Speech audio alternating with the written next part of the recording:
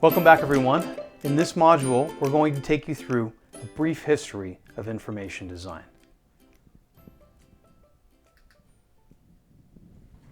A lot of you may be surprised that information design has a history at all. And let me explain that this history, although brief, does provide some context to understanding the practice itself. Let's start in 1854 London, during the cholera epidemic. In 1854, cholera, which is a disease that had a 50% fatality rate, was ravaging London's Soho district. On August 31st, 1854, there were 54 cases reported. And just one day later, on September 1st, there were 154 new cases.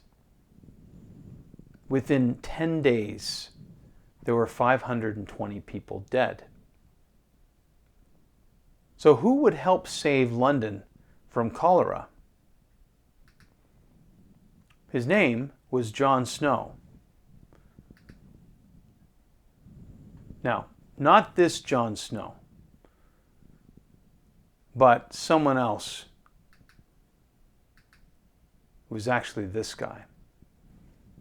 This John Snow, a 41-year-old physician and anesthesiologist.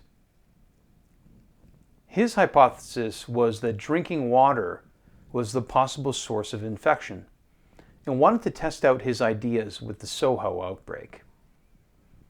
Snow observed that the initial deaths were all within walking distance of a popular water hand pump at the intersection of Cambridge Street and Broad Street.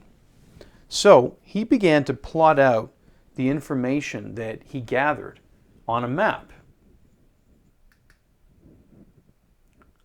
So he took the map of the local area and he started dropping information into the map in the way that he saw fit.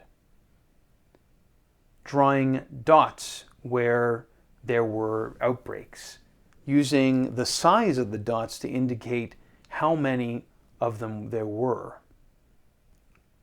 Doing this exercise clearly pointed out to John Snow and others who observed his work that there was a central radiating point, and this water pump was part of it. Snow presented the statistical map in a report to the Board of Guardians on September 7th, 1854, and they were convinced of his findings, and the handle of the pump was removed. Almost immediately, new cases of cholera started to dwindle, and then, in that area of London, completely disappeared.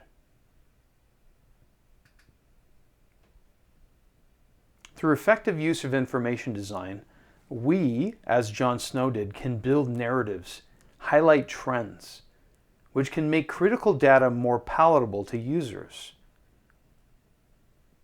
This is extremely important because people are consuming more information than ever before, and at much faster rates.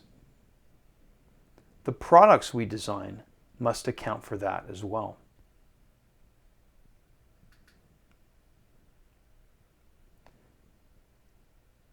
The weekday edition of the New York Times contains more information than the average person was likely to come across in a lifetime in 17th century England.